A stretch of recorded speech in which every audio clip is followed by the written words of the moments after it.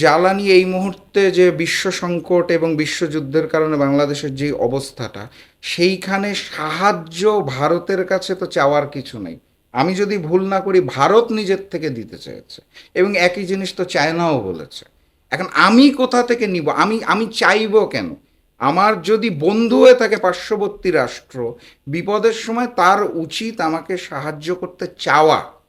প্রতিবেশী হিসেবে আপনার পাশের বাসার মানুষের যখন খাবার থাকে না, আপনার ইসলাম, আমার ইসলাম আমাদেরকে এটাই শিক্ষা দিয়েছে যে আপনি খাবার নিয়ে আপনার প্রতিবেশীর কাছে যাবেন। ব্যাপারটা এরকম না যে আপনি প্রতিবেশীকে বলবেন যে আমাকে কি দেওয়া যাবে, বরং আপনি নিজের থেকে নিয়ে যাবেন। এই শিক্ষাটাই তো আমরা পেয়েছি। তো সেই জায়গাটা থেকে ভারত আমাদের সহায়তা দিতে চাইলে খুব ভালো, চায়না দিতে চেয়েছে সেটাও ভালো। আমরা কোথা থেকে সহযোগিতা নিব বা আদৌ নিব কি না, সেটা আমাদের ঠিক করতে হবে। ভারতের কাছে হাত পাতার রাজনীতি আমাদের বন্ধ করতে হবে, এটার কোনো বিকল্প নেই। ভারত প্রীতি, পরবর্তী সময়ে এই ভারত প্রীতিটা আমাকে বেশ দুঃখ দিয়েছে। বিএনপি কেন ভারত প্রীতিতে যাবে? এবং যেই কারণে পরবর্তীতে বিএনপির সাথে আমাদের দূরত্ব এতদিন একসাথে থাকার পর, এটার কারণ হচ্ছে বিএনপি আমাদেরকে চাপিয়ে দিতে চাইতো। ঐক্যমত্য কমিশনে যে কি বলতে হবে এটা তারা ফিক্সড করে দিতে চাইতো। আমরা 12 দল বৈঠকে যেতাম, আগামীকাল যাওয়ার পর এই লাইন বাই লাইন পড়ে শোনাতে হবে, এটা বিএনপি আমাদের চাপিয়ে দিত। আমরা তো শরিক দল, আমাদেরকে সাজেশন দিতে পারে, চাপিয়ে দিতে পারেন, আমরা তো অঙ্গ সংগঠন না বিএনপি। এবং সেখানে স্পষ্ট করে বলা হতো যে 10 বছরের বেশি প্রধানমন্ত্রী থাকা যাবে না, এটার প্রতিবাদ করতে হবে, বছরের পর বছর একজনকেই প্রধানমন্ত্রী রাখতে হবে। এই পয়েন্টগুলোর সাথে আমরা জাকপা একমত ছিলাম না। এবং ফ্যাসিস্ট শেখ হাসিনা বিদায় নেওয়ার পরবর্তী সময়ে বিএনপির আচরণ, চাঁদাবাজি, পাথর দিয়ে মানুষ হত্যা, এগুলো ব্যক্তিগতভাবে আমাকে খুব স্ট্রাইক করেছিল, কারণ আমি বিএনপিকে মজলুম সংগঠন হিসেবে চিনি। তো বিএনপি যখন মজলুম থেকে জালেম হয়ে গেল, এই অংশটা আমি ব্যক্তিগতভাবে নিতে পারিনি। এবং সেটার প্রতিবাদ করার মাধ্যমেই 12 দলীয় জোট আমার দল জাকপাকে 12 দল থেকে বহিষ্কার আদেশ দিল প্রেস রিলিজের মাধ্যমে। এবং বিএনপির নির্দেশে 12 দলের নেতারা আমাকে ফোন করে কনফার্ম করেছে যে ভাই কিছু করার নাই, বেটা কিছু করার নাই, ভাস্তা কিছু করার নাই।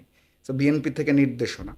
তো পরবর্তী আমি দেখেছি জুলাই স্পিরিটকে ধারণ করে ভবিষ্যৎ বাংলাদেশ গড়ার জন্য যেই অল্টারনেট প্ল্যাটফর্মটা সৃষ্টি হয়েছে, তৎকালীন 8 দল, জামাত নেতৃত্বাধীন, তখন ইসলামী আন্দোলনও আমাদের সাথে ছিল, আমরা সবাই মিলে আন্দোলন শুরু করি।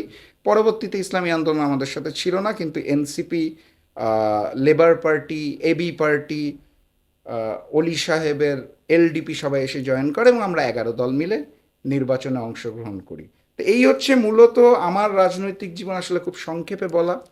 এর মধ্যে কিছু বাদ পড়েছে কিনা আমি জানি না। 2018 সালে আমি জাতীয় নির্বাচনে অংশগ্রহণ করেছিলাম 2018 দলের পক্ষ থেকে। এই দফাতে আমি নির্বাচনে অংশগ্রহণ করি নাই আমাদের ঐক্যের বৃহত্তর স্বার্থে। আমার নির্বাচন করার কথা ছিল পঞ্চগড় 1 আসন থেকে, যেটা এনসিপি এসে সংযুক্ত হওয়ায় সার্জিস আলমকে আমার পঞ্চগড় 1 আসনটি ছাড় দিতে হয়েছিল। জামাত থেকে আমাকে বলেছিল পঞ্চগড় 2-এ নির্বাচন করার জন্য, কিন্তু আমি দেখেছি পঞ্চগড় 2-এ একটা মানুষ, জামাতে সুফি ভাই, অলরেডি মাঠ গুছিয়ে রেখেছে। আমার কাছে মনে হচ্ছে ওনার গোছানো মাঠের মধ্যে ঢুকে ওনার ওই অবস্থানটাকে কেড়ে নেওয়ার অধিকার আমার নাই।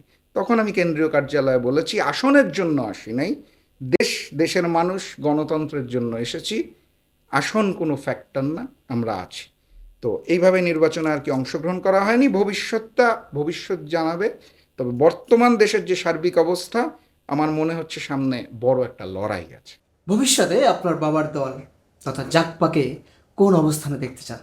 দেখুন, 1980 সালে সৃষ্ট জাকপা, আমরা কিন্তু কখনোই ক্ষমতার জন্য রাজনীতি করি নাই। সো কোথায় দেখতে চাই এটা আমাদের জন্য ফ্যাক্টর না।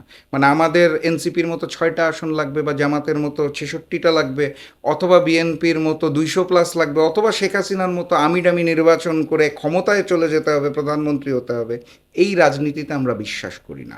আমরা যেটা বিশ্বাস করি সেটা হচ্ছে জনগণের অধিকার আদায় করতে হবে।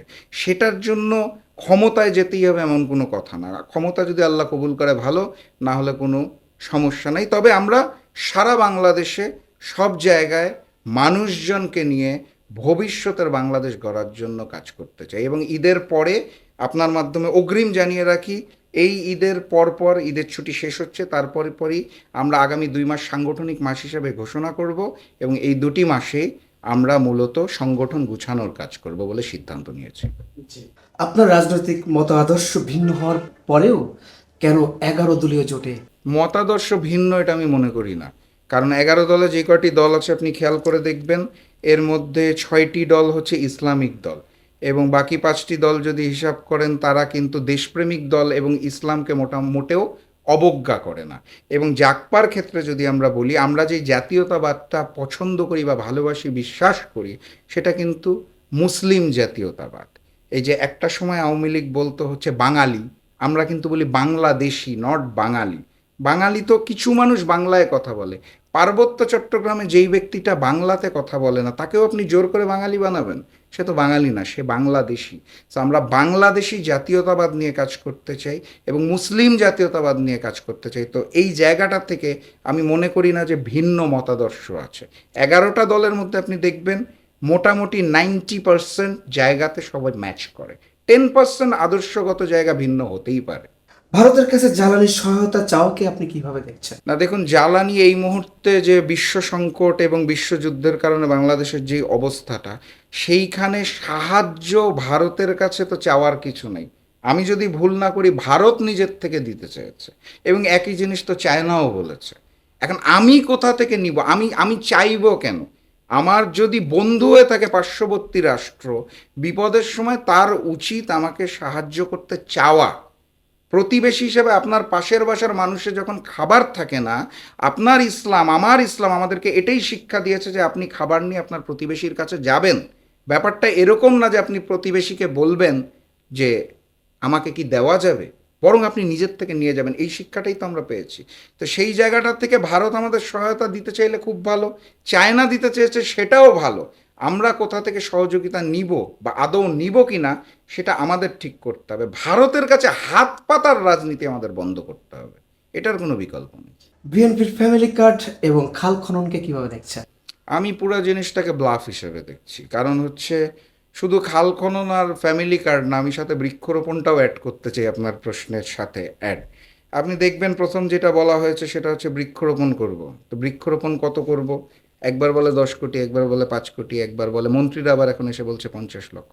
এখন ঘটনাটা হচ্ছে একটা বৃক্ষরোপণের জন্য যতখানি জায়গা প্রয়োজন হয়, বাংলাদেশের ভূখণ্ড হিসাব না করেই আমি রিপোর্টে বলে দিলাম আমি 5 কোটি গাছ লাগাতে চাই, প্রতি বছর 1 কোটি করে। এই 5 কোটি গাছ লাগানো, এবং আপনি খেয়াল করবেন আরও একটা পয়েন্ট বলেছে জনাব তারেক রহমান, সেটা হচ্ছে ঢাকায় 10টা গ্রিন জোন করতে চাই। জায়গা কই? এখন উনি যদি ভারতের ভূখণ্ড সুদ্ধা বাংলাদেশকে হিসাব করে তাহলে হতে পারে, এছাড়া এই বৃক্ষরোপণটা সম্ভব না, নাম্বার 1। নাম্বার 2 হচ্ছে ফ্যামিলি কার্ড, আপনারা দেখতে পেয়েছেন উদ্বোধন হয়েছে। এটা আসলে লোক দেখানো একটা বিষয়। কেন? আপনি খেয়াল করে দেখবেন, একবার বলা হচ্ছে সবাই পাবে, আরেকবার দেখবেন বলা হচ্ছে যার পাকা বাড়ি নাই সে পাবে। মির্জা ফখরুল ইসলাম আলমগীর বলছে আমার স্ত্রীও পাবে। আসলে কে পাবে এই প্ল্যানিংটাই বিএনপি তথা জনাব তারেক রহমানের মাথায় নাই। এগুলো ভোটে জিতে আসার জন্য একটা ব্লাফ পয়েন্ট ছিল। এবং 2,500 টাকা করে আপনি যদি সবাইকে দিতে চান, বাংলাদেশের যে অ্যানুয়াল বাজেট ধস নামবে, ইহা কোনো অবস্থাতে সম্ভব নয়। এবং আরেকটা পয়েন্ট আপনার ছিল হচ্ছে খাল খনন। খাল খননে 20,000 কিলোমিটার খাল খনন করতে চেয়েছে 5 বছরের মধ্যে, যেটা পরবর্তীতে মন্ত্রী সাহেব আবার বলছেন 10,000, আরেকজন বলতে চাচ্ছেন 5,000। এখন এটা ধীরে লয়ে কমে আসবে, কারণ বাস্তবতা হচ্ছে এত খাল খননের জায়গাই তো আমার নাই, 1 নাম্বার। 2 নাম্বার হচ্ছে আপনি 5 বছরে যেই পরিমাণ খাল খনন করতে চাচ্ছেন, তাহলে বাংলাদেশের সকল কাজ বাদ দিয়ে, শ্রমিক নিলে হবে না, মেশিন নিলেও হবে না, ছাত্রদল, যুবদল, চান্দা দল, যত দল আছে, সকাল থেকে রাত পর্যন্ত সারাদিন খালি খালি কাটতে হবে, খাল কাটা তাও শেষ হবে না। এগুলো ব্লাফ। আজকের কোর্টে একটা রিট করা হয়েছে ববি হাজ্জাজের আসনে ব্যালট পেপার শিট হেফাজতে নেওয়ার নির্দেশ। প্রশ্ন হচ্ছে, এই ভোট গণনার মাধ্যমে কি ফল পাল্টে যাবে বলে মনে করেন? একদমই না। এগুলা ফর্মালিটিস। মানে আপনার বুঝতে হবে বিএনপি ক্ষমতায় আসার পরে প্রশাসনিক সকল জায়গায় নিজের লোক নিয়োগ শুরু করে দিয়েছে। একদম ওই যে মবের বিরুদ্ধে যে বিএনপি কথা বলতো তারাই প্রথম মব শুরু করে দিয়েছে। ভিসি থেকে শুরু করে সব জায়গায় প্রশাসনিকভাবে নিজেদের লোক বসানো হচ্ছে।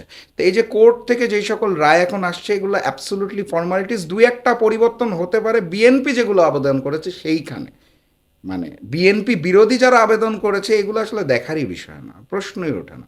দেশের বৃহত্তর স্বার্থে দুটি নির্বাচনের ফলাফল মেনে নিয়েছি আমিরে জামাত, এই বিষয়টিকে আপনি কিভাবে দেখছেন? না, এটা অত্যন্ত চমৎকার একটা বিষয়। আমি স্পষ্ট করে আপনাকে বলতে চাই, নির্বাচন যখন শেষ হয় রাতের বেলা, তখন বোধহয় প্রায় 12টা, 11:30, 12টার মতো বাজে। জামাতের কেন্দ্রীয় কার্যালয়ে আমিরে জামাত, মামুনুল হক, নাহিদ ইসলাম, আমরা সবাই একসাথে ছিলাম, আমার মনে আছে। তখন আমরা আলোচনাও করছিলাম, পরবর্তীতে আমরা একটা প্রেস কনফারেন্সও করেছিলাম। এবং ওই সময়ই আমরা কিন্তু এই বিষয়গুলো নিয়ে আলোচনা করছিলাম। আমাদের হাতে দুইটা অপশন আছে, একটা হচ্ছে নতুন ধারার রাজনীতি সৃষ্টি করা, মানে হেরে গেলাম মানে দুষ্ট বলে বর্জন করা, অথবা আপাতত ফলাফলটাকে মেনে নেওয়া। আমরা যদি চাইতাম তাহলে ওই সময় বর্জন করতে পারতাম, কারণ ইলেকশনে ইঞ্জিনিয়ারিং হয়েছে, একটি ম্যানেজ ভোট হয়েছে। তো সেইখানে যদি আমরা বর্জন করতাম তাহলে দেশে একটা অস্থিরতা সৃষ্টি হতো, আওয়ামী লীগ, ফ্যাসিস্ট আওয়ামী লীগ একটা সুযোগ পেত, জরুরি অবস্থার সৃষ্টি হতো এবং বাংলাদেশের ভবিষ্যৎটা খারাপ হতো। বাংলাদেশের বৃহত্তর স্বার্থে আমরা ফলাফল মেনে নিয়েছি। এর অর্থ এই না যে ভবিষ্যতে আর কোনো আন্দোলন সংগ্রাম করা যাবে না। আমরা আশা করছি সংসদের মাধ্যমে জনগণের চাওয়া পাওয়া পূরণ হবে। আপনি দেখেছেন অলরেডি বিএনপি ক্ষমতায় আসার পরেই কিন্তু জুলাই সনদকে স্বীকার করতে চাইছে না, এবং সংস্কারের কিন্তু তারা বিরুদ্ধে অবস্থান অলরেডি নিয়ে ফেলেছে। তারা কিন্তু শপথ নেয় নাই, শুধুমাত্র এমপি হিসেবে শপথ নিয়েছে। তো এই জায়গাগুলোতে যদি সংসদে সমাধান হয় তাহলে খুব ভালো। যদি সংসদে সমাধান না হয় তাহলে সমাধান রাজপথেই করতে হবে, এর কোনো বিকল্প নেই। এই কারণে আমরা স্পষ্ট ভাষায় বলতে চাই যে সংসদ থেকে রাজপথ, প্রতিবাদ এবং প্রতিরোধ, অর্থাৎ আমরা প্রতিবাদ করব। যদি প্রতিবাদের সমাধান না হয় তাহলে সংসদ থেকে রাজপথ, প্রতিবাদ এবং প্রতিরোধ, ইনশাআল্লাহ।